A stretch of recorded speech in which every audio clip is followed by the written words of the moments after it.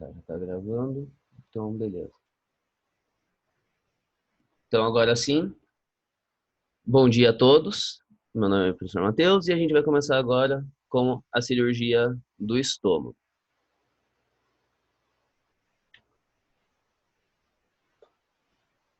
O estômago, então, é um órgão músculo-glandular e ele é considerado uma dilatação entre o esôfago e o intestino delgado. E aí a gente pode ver realmente quando a gente faz a comparação, o esôfago em comparação ao intestino delgado aqui, eles têm até uma dilatação próxima, eles têm um diâmetro muito próximo um do outro.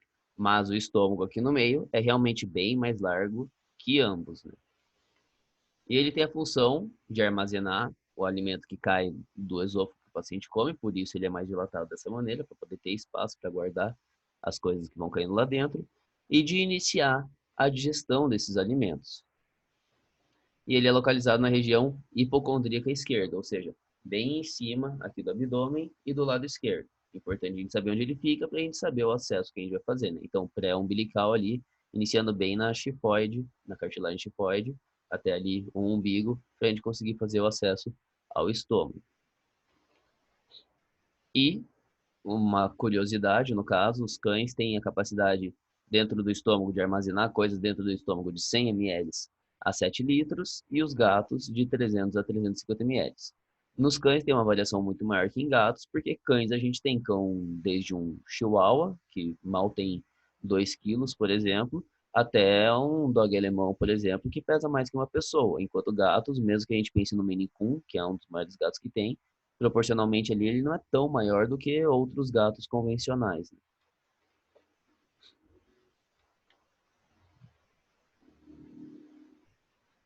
Da anatomia aqui do estômago, a gente começa ele pelo cardia, o esôfago vem aqui fazendo continuação do sistema digestório, né? E ele entra no estômago através da válvula aqui denominada cárdia, que vai fazer o controle de entrada e de saída de alimento, de conteúdo ali do estômago. Daí a gente tem o estômago todo propriamente dito aqui, em que ele se inicia com uma curvatura aqui, uma sobra aqui da parte dele, que é lateral ao esôfago, que é denominada fundo. Aí a maior parte do estômago, que é o corpo, que é essa parte aqui onde a gente vai encontrar as estruturas de curvatura menor e curvatura menor, que é da onde sai aqui na curvatura maior, no caso, o aumento. Na curvatura menor também tem o aumento menor ali, que vai fazer até um pouco da proteção ali do ducto, nessa região do ducto pilórico, do ducto biliar. E a gente tem aqui a região do pilório, que se inicia no antro pilórico, que é onde o estômago começa a afinar um pouco, a diminuir o seu diâmetro para começar a se acoplar ao intestino delgado.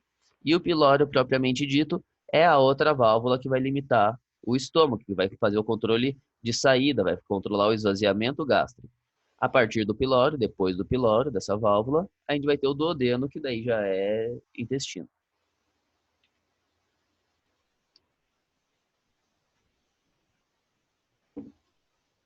Algumas outras considerações são bem importantes para a gente, algumas a gente até conhece um pouquinho, né?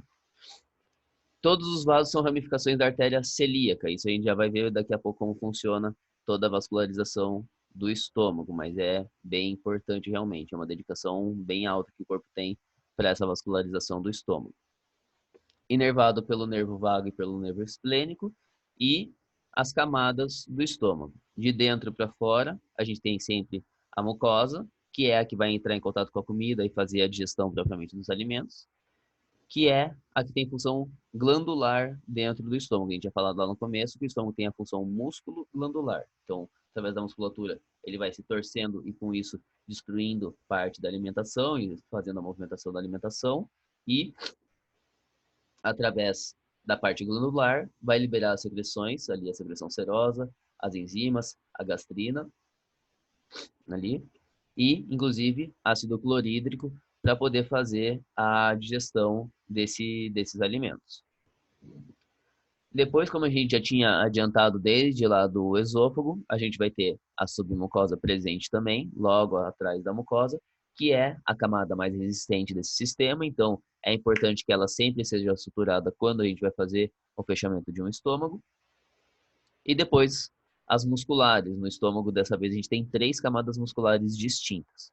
Uma longitudinal, que vai correr em direção ali do esôfago ao antro pilórico. Então, vai fazer a, o trajeto longitudinal respeitando a curvatura do estômago daí também, né? Aí a gente vai ter uma outra que é oblíqua, que fica principalmente no corpo e no fundo do estômago, então que vai passar cortando as fibras longitudinais, para ficar meio que uma trama entre elas, e com isso o estômago conseguir fazer melhor esse movimento em diversos sentidos de trituração dos alimentos. E lá no piloro existe especificamente uma camada circular de musculatura que serve justamente para fazer essa função de válvula ali e ajudar nesse controle do esvaziamento gástrico. E por fora de tudo, a gente tem a serosa, que é o peritônio visceral, é uma extensão do peritônio visceral, que vai recobrir todos os órgãos ali, inclusive o estômago, e é o que dá aquela grande vantagem a partir de agora que a gente já tinha comentado. Lembra que a gente tinha falado do esôfago, que ele tem a camada adventícia e não serosa, então por isso ele não consegue fazer aquele selamento com as fibrinas em qualquer tipo de injúria que ele tenha. Isso é um ponto negativo lá em cima. Agora aqui, quando a gente vai falar de intestino e estômago, a gente tem essa vantagem da serosa fazendo essa função para a gente.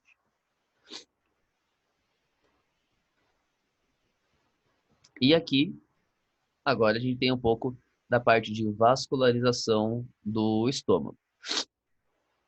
A importância da gente entender aqui é o quão irrigado esse estômago realmente é, né? Ele vem aqui, ó, a artéria celíaca é esse tronquinho mais azul escuro. E ele é uma das primeiras ramificações, se não a primeira ramificação mesmo da aorta, assim que ela sai do diafragma. Aqui esse desenho, o cano vermelho lá atrás é a aorta, e ele tá parando, o desenho tá parando aqui no meio, porque é justamente a entrada do diafragma. Então ali para cima já seria o tórax, né? Então, mal sai do diafragma, já tem essa artéria celíaca que ela vai se subdividir em 3 artérias. E as 3 artérias são dedicações diretas ao estômago. A artéria gástrica esquerda, que vai fazer parte da curvatura menor do estômago e aqui inervação do cardio. A artéria gástrica direita, que vai fazer a inervação aqui do antro pilórico, o resto da curvatura menor e o início da curvatura maior aqui.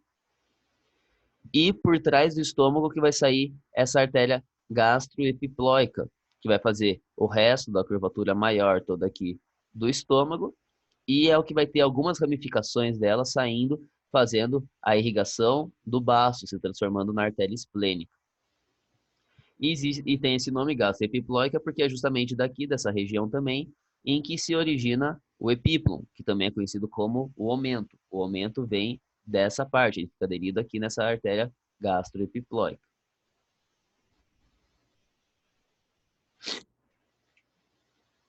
Deixa eu abrir o chat só para ver, então.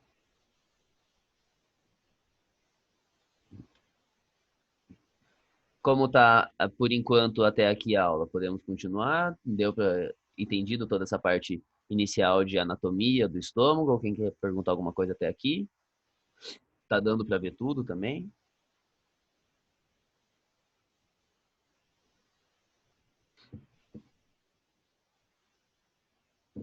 Então, beleza. Então, continuamos.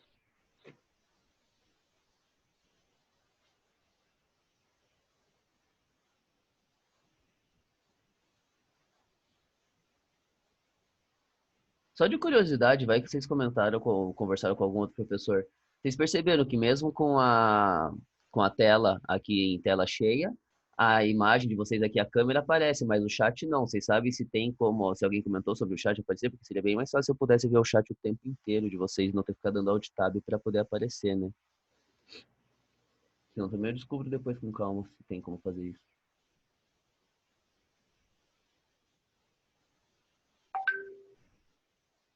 Bom, depois eu vejo.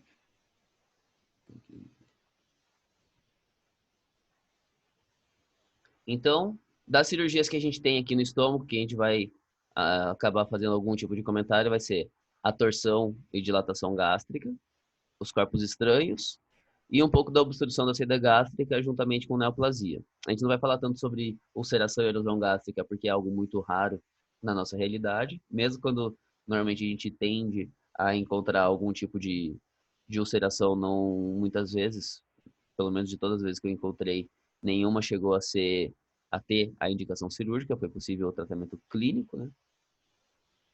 E daí as obstruções de saída gástrica, os outros motivos e as neoplasias também são bem raros, então por isso que a gente vai dar um comentário mais básico sobre os principais motivos pelo qual a gente opera de verdade um estômago na nossa realidade, no dia a dia veterinário, são os corpos estranhos e a síndrome da dilatação gástrica.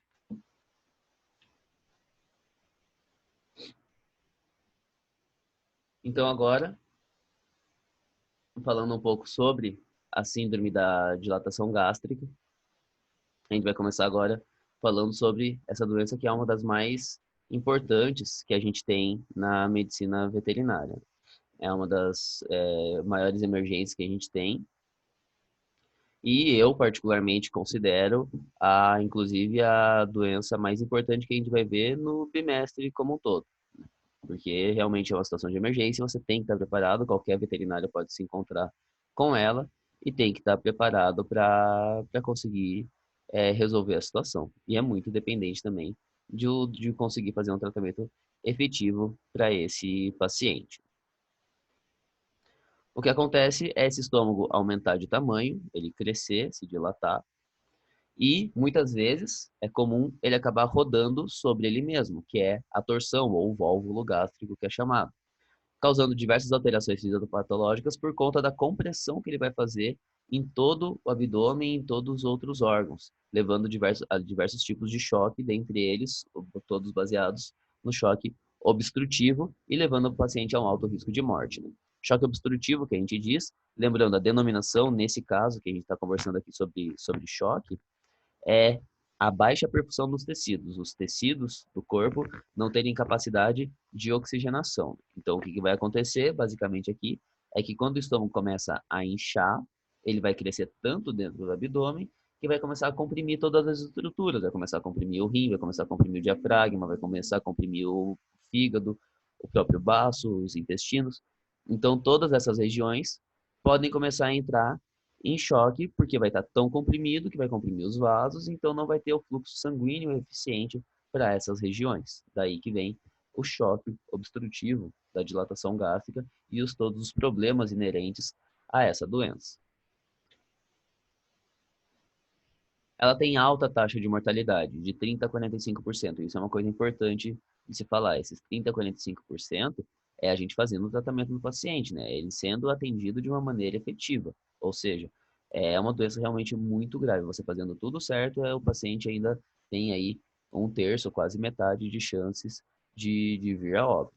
Normalmente, se não é feito nada com esse paciente, a tendência é que ele venha realmente a óbito. Não é o tipo de doença que o paciente consegue se recuperar sozinho ou passar ou qualquer coisa assim. Normalmente, se não é tratado, o paciente vem a óbito mesmo. O comum é ser de cães de grande a gigante porte, principalmente aqueles que têm o tórax profundo. A explicação disso é porque o tórax profundo, nessa região, principalmente na região epigástrica, faz com que tenha uma complacência maior, um espaço maior ali do abdômen, e por isso permita, de uma maneira mais fácil, a rotação do abdômen quando ele começa a dilatar. Tórax profundo que a gente se refere é, por exemplo, o Doberman até tem um certo tórax profundo, o Greyhound, que é bem famoso por ser aquele cão de corrida bem esguio, então tem daí o peito mais profundo e é bem mais magro, né? Mas qualquer tipo de cão grande é bem comum. Para quem assistiu, eu nem assisti Marley e eu, né? Mas para quem assistiu, pelo que me contaram, né? O que o paciente que é um labrador, né? Inclusive ele morre no final do filme é por conta da dilatação gástrica, né? Então pode acontecer em qualquer paciente de grande porte aí. Acima de Chow Chow, acho que o menor paciente que eu encontrei com dilatação gástrica foi um Chow Chow. Então, acima disso, é bem possível de encontrarmos uma dilatação gástrica. Também tem algumas alterações comportamentais, referentes, por exemplo, ao apetite desse paciente e ao manejo alimentar, que acabam muitas vezes até estando conectados um com o outro, né? Quando você tem o apetite muito voraz desse paciente, o que acontece é que ele fica querendo comer muito rápido, come muito de uma vez, faz muito mais aerofagia, inclusive comendo pela afobação de estar puxando a comida rápido. Como vai ter muito alimento lá dentro, vai fermentar demais e isso predispõe ao aumento da dilatação gástrica. O manejo alimentar, de ser, por exemplo, aqueles pacientes que comem uma vez ao dia, cão de guarda, por exemplo, só vai alguém lá uma vez no dia, solta comida para o paciente, depois ele fica o dia inteiro lá guardado, só guardando o terreno mesmo, sem comer, sem dividir. Esse paciente vai estar desesperado por comida quando ele encontrar o alimento. Então, ele também vai querer comer dessa forma mais voraz, vai querer também comer tudo de uma vez, porque vai estar realmente com muita fome. Então, também é um outro predisponente. E também os exercícios pós-prandial, ou seja, o paciente mal terminou de correr, aqueles pacientes são muito hiperativos, mal terminou de comer e já quer sair correndo por aí. Ou o proprietário pega o paciente e vai correr no parque mesmo com ele. O excesso de movimentação vai acelerar a fermentação do alimento lá dentro e por isso que aumenta também a chance de dilatação gástrica. E alterações no pilório, porque alterações no pilório a gente se refere a algumas alterações que vão começar a diminuir o esvaziamento gástrico, que vão comprimir o fluxo ali, vão comprimir a saída do pilório. Então, como vai ter essa compressão, vai ter essa estenose daquela região, não vai sair com eficiência, não vai ter o esvaziamento gástrico com eficiência, então vai acumular muito mais conteúdo lá dentro, tanto de líquido quanto de gás, e por isso também maior a chance de dilatação. E vocês vão ver isso mais de uma vez nessa aula, o tratamento é emergencial.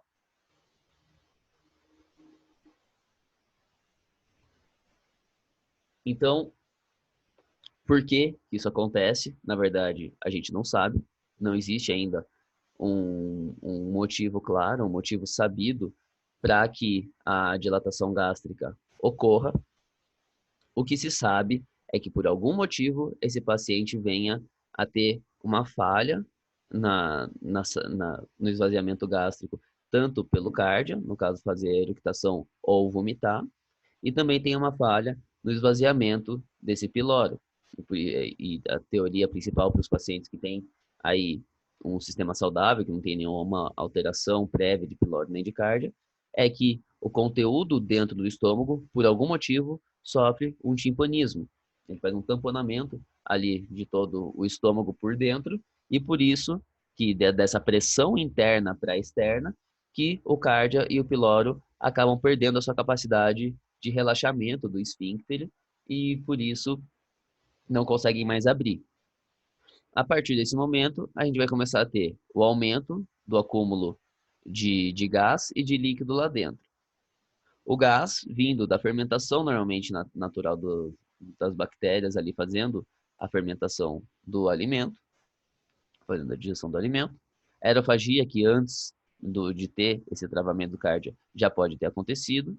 E líquido vão ser os líquidos da própria ingesta do paciente, o que ele tenha comido, o que ele tenha tomado ali.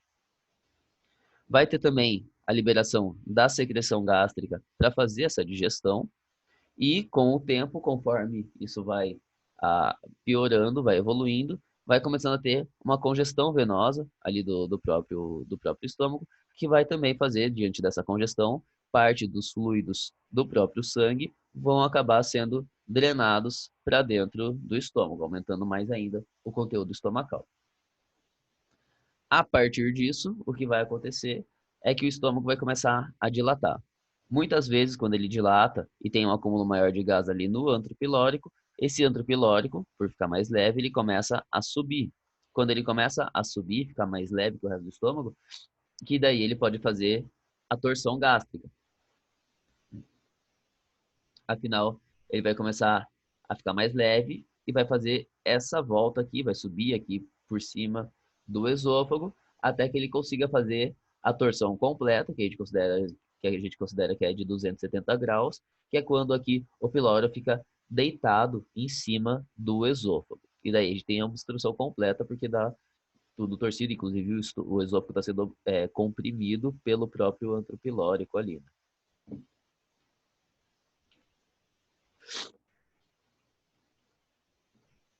Até aqui, alguém quer perguntar alguma coisa? Alguém? Não, ninguém aqui. Alguém quer perguntar alguma coisa dessa primeira parte ou podemos continuar em relação à dilatação gástrica?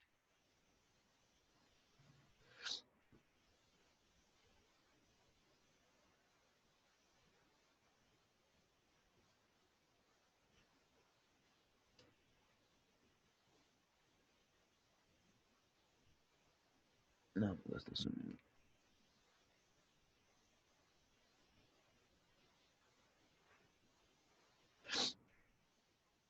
Pode continuar? Beleza.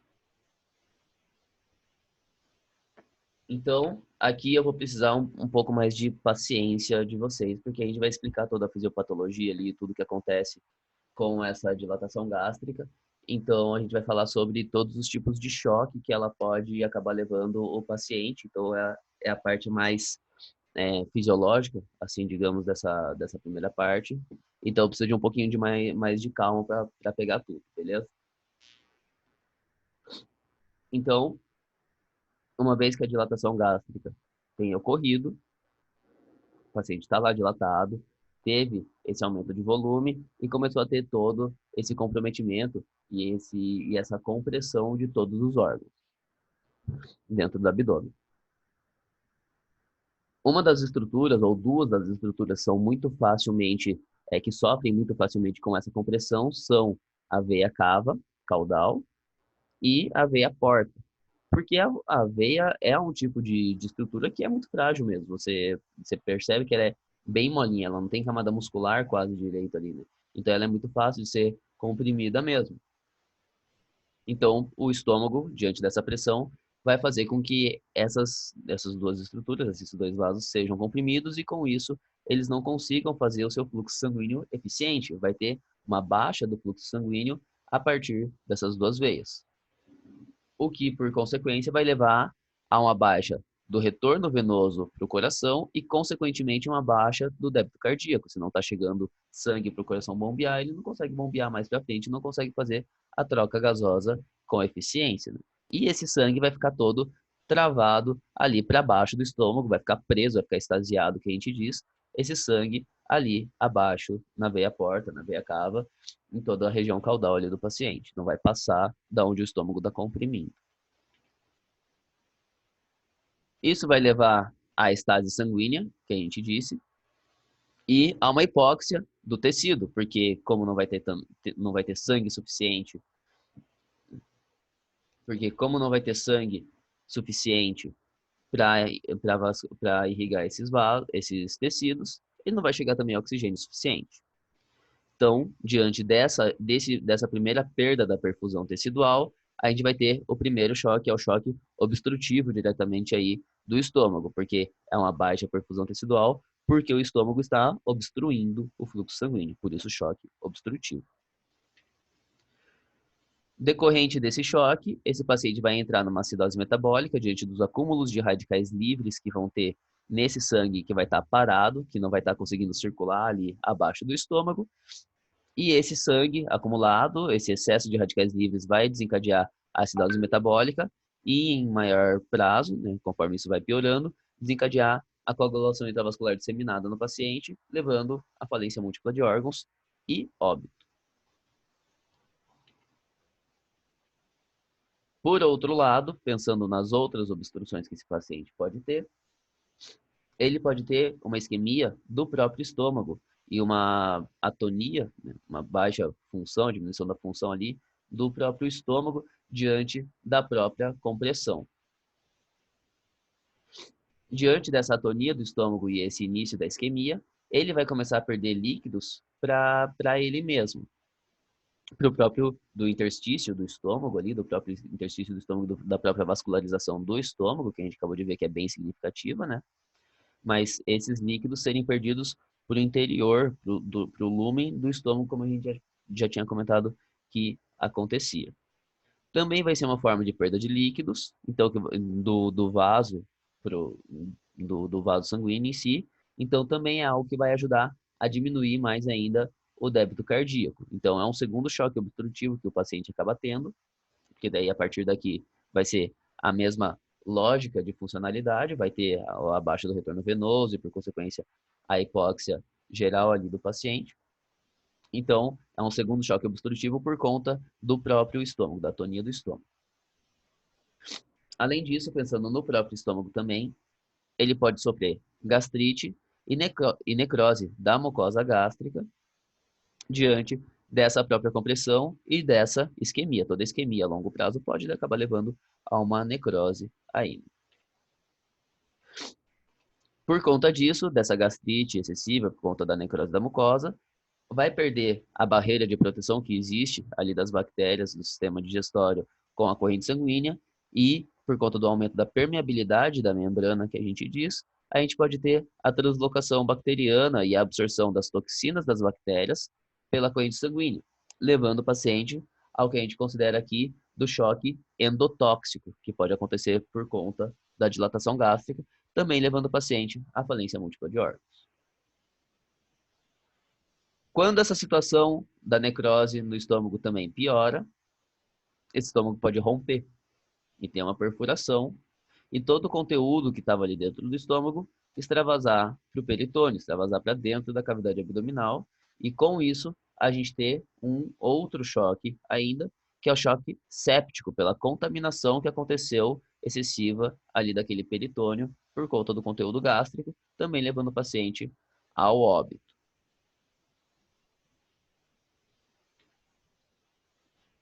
Uma outra forma de compressão, de comprometimento que a dilatação gástrica leva, isso tudo que a gente falou, entenderam que na coluna do meio, aqui, nessa coluna do meio, a gente falou sobre a compressão que o estômago faz nos grandes vasos e nos órgãos de um modo geral, ali do abdômen. No lado direito aqui, esse que a gente acabou de falar, a gente falou sobre três motivos, três comprometimentos, que são diretamente do estômago, né? Do estômago estar comprometido. Agora, aqui do lado esquerdo, a gente vai falar de outros motivos, que são os comprometimentos respiratórios que essa dilatação gástrica vai levar. Afinal, se vocês forem lembrar, o estômago ele fica bem na região hipocondríaca esquerda que a gente comentou, então bem epigástrico. Quando ele dilata aqui, ele começa a comprimir tudo, inclusive o diafragma aqui para cima. Por conta disso, o paciente não consegue respirar direito. Ele tenta expandir o tórax, tenta expandir o diafragma lá para baixo, o diafragma não vai porque o estômago está fazendo força contra. Por isso que diminui ali a expansão torácica. Uma vez que o paciente não consegue expandir o tórax, ele não consegue respirar direito, ele não consegue puxar todo o oxigênio que ele queria, que ele gostaria ali para fazer a sua perfusão. Por consequência, ventilação e perfusão comprometidas desse paciente.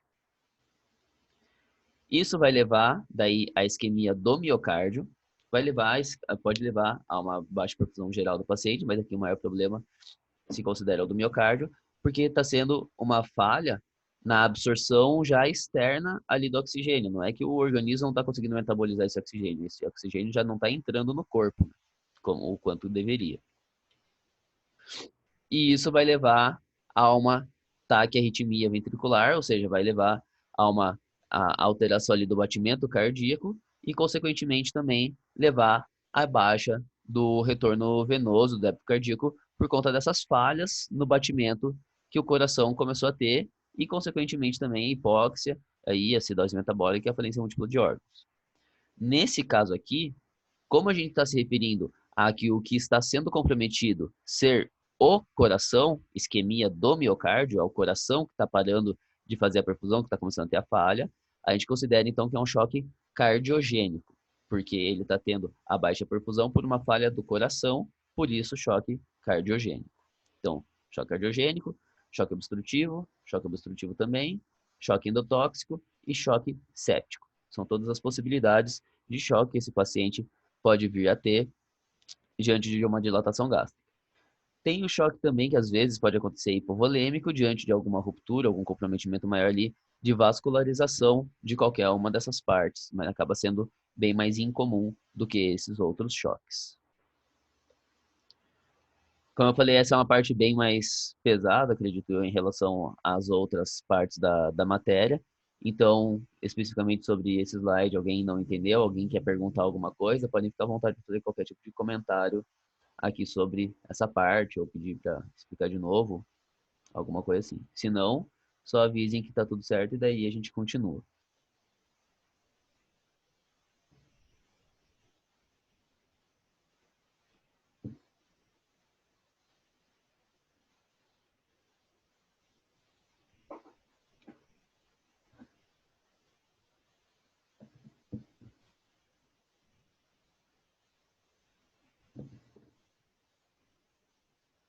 Nossa, ninguém falou nada, então acho que eu posso continuar.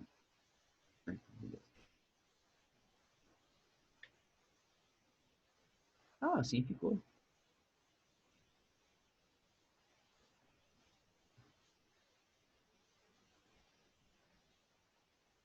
Ah, se eu clico aqui embaixo, até tá. Ah, então vou continuar assim. Melhor.